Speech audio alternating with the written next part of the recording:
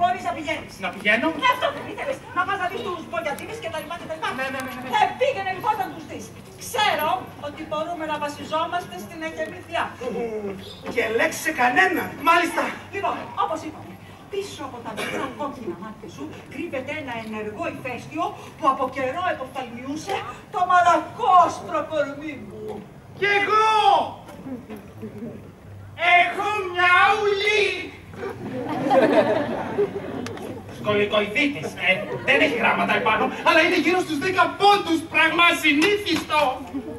Και θέλω να πω ότι δεν είμαι πατάτας. Οτιδήποτε μπορεί να κάνει αυτός, μπορώ να το κάνω κι εγώ. Μα γιατί, κύριε Κόνελη? 16 ολόκληρα χρόνια δουλεύω εδώ θηρορός. Πληρώνω κανονικά τους φόρους μου. Πλύνω τα προβλήματα του Κοσμάκη. Οτιδήποτε μπορεί να κάνει ένα κοινό κλεφτρόνι, σίγουρα μπορώ να το κάνω κι εγώ. Μα εσείς ζηλεύετε! Το άκουσες αυτό, αγάπη μου. Ζηλεύει! Τι θα γίνει τέλος πάντων, θα το κάνουμε ποτέ? Μα τώρα έχουμε και αντικαταστάτη. Σύστημα ασφαλείας.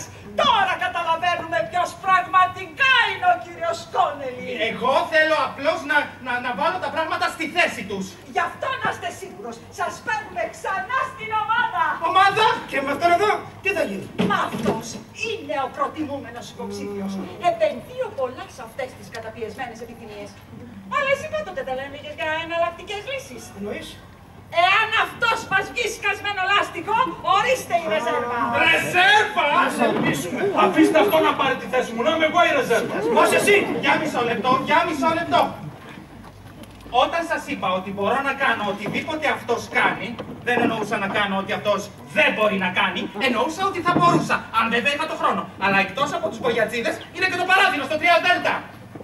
Οπότε και να ήθελα να υπομισθώ της υπηρεσίας μιας ρεζέρβας, φοβάμαι ότι δεν μπορώ. Άστο κάτω. Είμαι σίγουρος ότι ο κύριος θα τα καταφέρει. Κάτω. Όλη αυτή η ιστορία θέλει πολλή οργάνωση. Λοιπόν, εσύ το κάνεις. Είτε μη, ενώ εσύ θα μείνεις στην αναμονή. Συνονοηθήκαμε. Μωρά μου, που τους θέλεις? Μα νομίζω πίσω από τις κουρτίνες. Την ακούσατε? Έλα.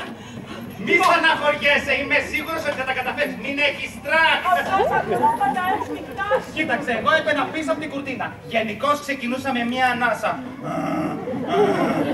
Ξέρεις τώρα. Περιμένεις να κάνω οτιδήποτε με αυτούς εδώ μπροστά? Ο άντρας μου θα μπει στην τουλάπα. Και εγώ θα παρακολουθώ από την άλλη. Πρόσεχε τις γούνες μου. Μάλιστα, κυρία. Και θα προσέχω κάθε κίνηση που κάνεις. Και να θυμάσαι, είμαι πάρα πολύ καλός στο σημάδι. Το κυριότερο είναι να είσαι αυθόρμητος. Αυθόρμητος. Παναγία.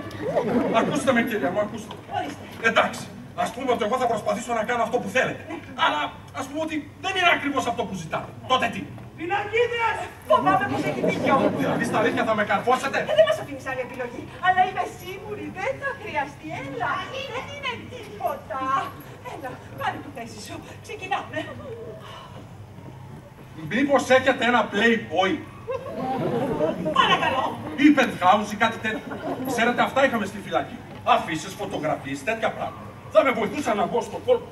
Βέβαια, δεν χρειάζεται να είναι καμιά μεγάλη αφίσα, τίποτα φωτογραφίες, ξέρετε. Δηλαδή σας διεγίνει μια φωτογραφία πιο πολύ από μένα που είμαι ζωντανή.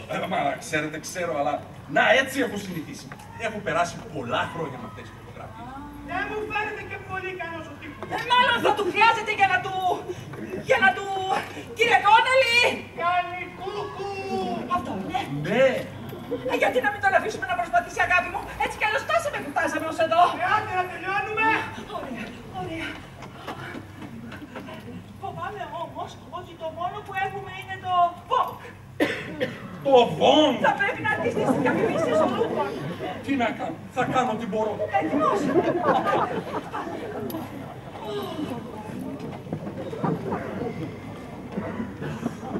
Αχ, να με πάλι μόνη μου στο μπουντουάρο, φοβισμένη, περιμένοντας την επιστροφή του συζύγου μου.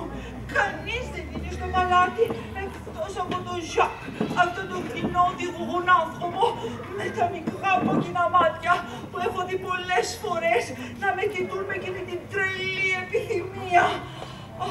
Είμαι σίγουρη όμως ότι είναι από κύματα της φαντασίας μου όλες αυτές τις ιστορίες των βιασμών. Μα τι είναι αυτός ο θόρυβος? αυτός ο ήχος από βαριά ανάσα. Είμαι σίγουρη ότι άκουσα ήχους από βαριά ανάσα.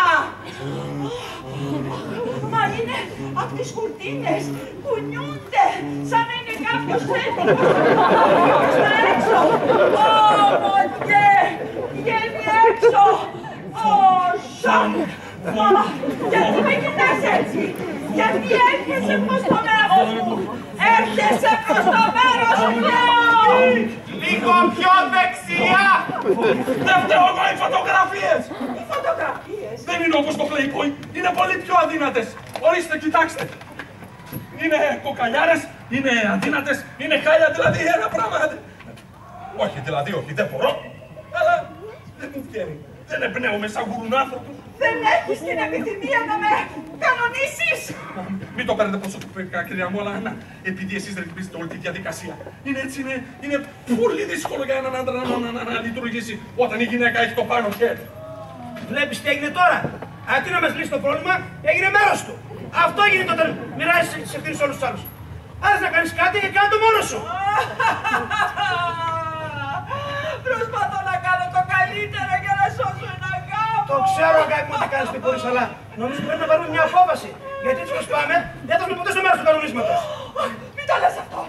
Πιστεύω σε εμάς. Αχ, κι εγώ, αγάπη μου. Αχ, κι εγώ, μωρό μου. Γυρίζει με τούλα σου. Πάνεις να φρεσκαριστείς και θα βάλω μια τάξη εδώ πέρα μέσα. Εντάξει.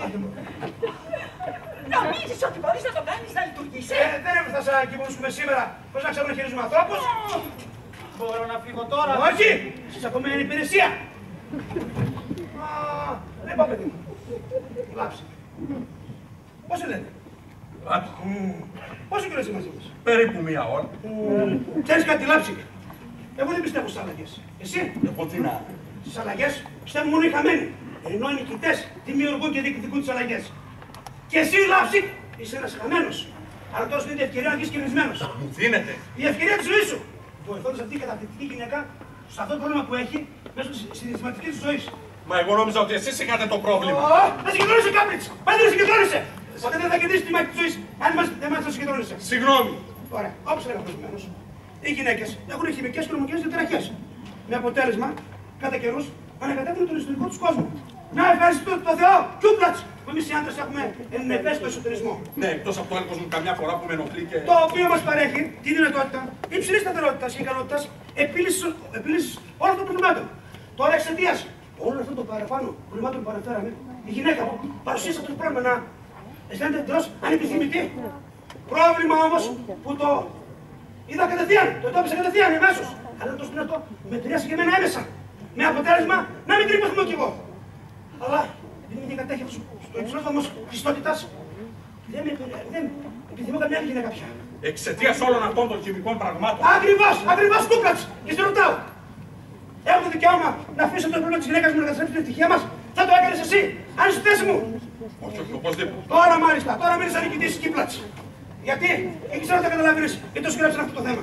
Μέχρι που γνώρισα τον δόκτωρ Μποκάρτερ. Γιατί εσύ να κάνεις τη γυναίκα μου, όπως ήταν πριν, να σε κάνω διευθυντή. Στην εταιρεία Ρουλεμάν και ΣΥΑ ΜΕ. Στα ελευθερία νησιά με μισθό παραπάνω τύπου Α. Τύπου Α. Ναι, ενώ όμως δεν το κάνεις, θα σε εξαπλώσω κάτω σαν σκυλί. Σύμφωνοι. Σύμφωνοι. Άντε λοιπόν να το ψάξουμε. Να το ψάξουμε. Να συγκεντρωθούμε, να βρούμε κάτι που θα σε φτιάξει. Εκτός του Playboy. Τίποτα παλιές αναμνήσεις που θα κάνουν το σφυγμό σου να ανέβει, τη φλέβα στο κρέδαφό σου να χτυπά, τα μάγουλά σου να κοκκινήσουν και τέτοια. Τίποτα τέτοια δεν έχεις. Εγώ δεν. Λοιπόν, θα δώσω εγώ μερικές ιδέες. Για πες. Ένα οικοτροφείο με ορφανές παρθένες. Όχι. Ένα ρωμαϊκό όργιο. Οπαπαπα. Όρια ενός Άραβα σε ήχη. Όχι. Έτσι που δεν ξαναβεί τελικά. Η φυλακή. Τι φυλακή. Μα νόμιζα ότι είσαι τροφιλόφιλος. Είμαι. Αλλά ο αρχιφύλακας έχει μια. Βέβαια, μια γυναίκα, μια γλυκιά επιθυμητή γυναίκα που την περικλείουν εκατοντάδες φυλακισμένους. Όχι, αυτή είναι μια παλιοκαρακάξα. Τότε του αρχιφύλακα η κόρη, μια δω ύπαρξη που... Αυτή είναι μια νέα καρακάξα. Μα ποιος ένας πάντων. Η πυρέτρια. Η πυρέτρια. Μια πορτορικά. Μια πορτορικά. Κάνα υπηρέτρια. Καλά, θα δω τι μπορώ να κάνω. Πες μου κι άλλα για αυτή. Την είδα όταν πήγα να γυαλίσω τα πατώματα του σπιτιού του αρχιφύλακα. Προτού ανακαλύψουμε ότι είναι αλλεργικό στο γυαλιστικό. Είχε ένα σώμα. Όταν την έβλεπα να ξεσκονίζει. Ναι, καμιά φορά έσκυβε έτσι για να ξεσκονίσει κανένα χαμηλό τραπεζάκι και έσκυβε έτσι πολύ Όπου το κοντό της μπλουζάκι γλιστρούσε και φαινόταν το... Γυρισμένη από πίσω. Από πίσω. Αυτό το θέαμα μου αρέσει. Καταλάβατε με τα πιασίματά της. Είσαι άνθρωπος των οπισθίων και όχι του στήθους. Θυμάσαι τι έλεγε πάνω σε αυτό το ακτοποκάτε. Μέσα δεν το έπεσε γι' αυτό γιατί είναι μια απόλυτα παραδεκτή ερωτογενή ζώνη. Οκ. Λοιπόν, πώς είναι. Πώς είναι τι. Η φαντασία! Ναι. Είμαι που λέτε ξαπλωμένος στο κρεβάτι μου και ονειρεύομαι ότι γυαλίζω τα πατώματα του αρχιφύλακα με το μηχάνημα. Όσο φτάνω στην κρεβατοκάτα, μέσα είναι η υπηρέτρια. Τη λένε Ροζίτα. Ροζίτα. Σε σκονίζει. Ναι, εμένα από εκείνα τα φτερά. Εγώ εντωμεταξύ την πλησιάζω με το μηχάνημα. Κοντά της. Και πιο κοντά της. Και μετά απλώνω το χέρι μου σιγά σιγά. Και την τσίμπησα. Μετά ξύπνησα. Είναι πιο βαρετή φαντασίωση που ακούσει ποτέ μου. Πόσο να πεις, στην αρχή είχε κάποια στοιχεία του Η πιο βαρετή. Μα δεν τη δώσαμε την ευκαιρία να... Με ποια ευκαιρία, με μια τσιπ τσουπ και καθάρισα τόσο. Όχι, δεν το πιστεύω. Έχεις υποστεί ψυχολογική λογοκρισία, έτσι. Δεν χρειάζεται να το αρνείσαι, καταλαβαίνουμε. Τι καταλαβαίνουμε. Μα είναι στο πρόσωπό του, Τσάρλς. Δεν το βλέπεις. Αυτό το σφίξιμο, αυτή τη σφιγμένη έκφραση ενός ανθρώπου που πιέστηκε ακόμα και μέσα στη φαντασία του. Και ξέρεις γιατί. Γιατί ήταν για χρόνια κλεισμένος μέσα σε ένα κλουβί. Και γιατί ακόμα και στα όνειρά του, αν έκανε αυτά που ήθελε, θα απελευθέρωνε όλο τον καταπιεσμένο του εαυτό. Πράγμα βέβαια που δεν θα άρεσε σε αυτούς που τον είχαν κλείσει μέσα.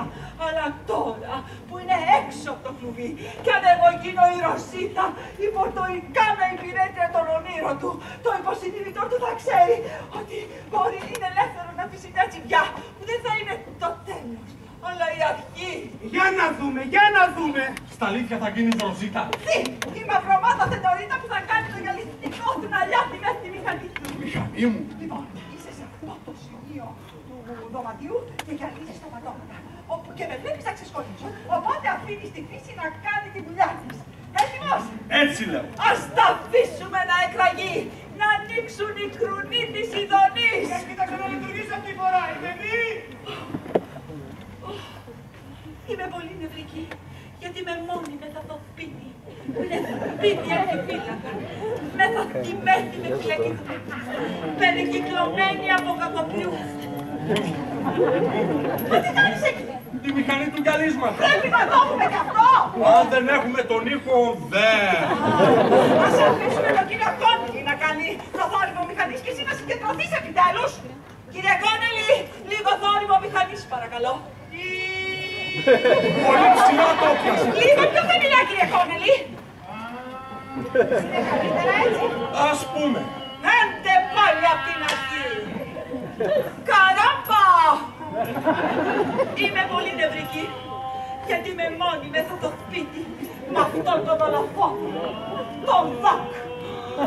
Βλέπω την επιθυμία στα μικρά κόκκινα μάτια του.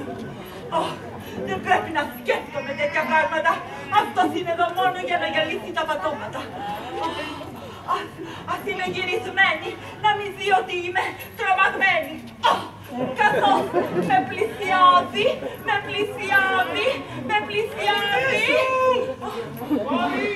Όχι, είμαι τόσο φοβημένη. Νομίζω ότι με πλησιάζει από πίσω. Σιγά σιγά τα κοντρά του δάχτυλα είναι έτοιμα να τσιμπήσουν το μαλακό άστρο μου δέρμα. Παιδάκι μου, τσίπα! Είμαι τόσο φοβημένη. Έλα βρε, πιο πόντους ακόμα. Σάντα Μαρία, αρχίζει να με τσιπά. Μπράβο, λεβέντη μου. Άντε πρέπει, δείξε τα δάχτυλά σου, άντε. Αυτό ήτανε, δεν μπορώ άλλος, εδώ ήτανε. Τι σημαίνει αυτή τη φορά. Δεν μπορώ, είμαι πολύ αγχωμένος, έχω το έλκος μου και επιπλέον. Είμαι πολύ γέρος για όλα αυτά τα πράγματα. Τρίχες, είσαι πολύ νεότερος από μένα. Ναι, αν έκανες και εσύ στη φυλακή όσο έκανα κι εγώ, και όπως λέει και η γυναίκα σου, το σεξ εκεί μέσα είναι πονοκέφαλος. Εκτός άμα είσαι αλόκοτος. Μετά από λίγο σου φεύγει και η επιθυμία κιόλα. Κόνελη, ετοιμάσου! Δηλαδή θες να πεις ότι τόσο καιρό εκεί μέσα δεν είχες καταπιεσμένες επιθυμίες? Δεν είπα αυτό, είχα. Πώς δεν είχα? Για ποιο πράγμα? Λουκουμάδι. Λουκουμί! Έτσι όπως τους φτιάχνουν στα μαγαζιά, τραγανιστούς με μπόλικο σιρόπι. Μέχρι εδώ ήτανε!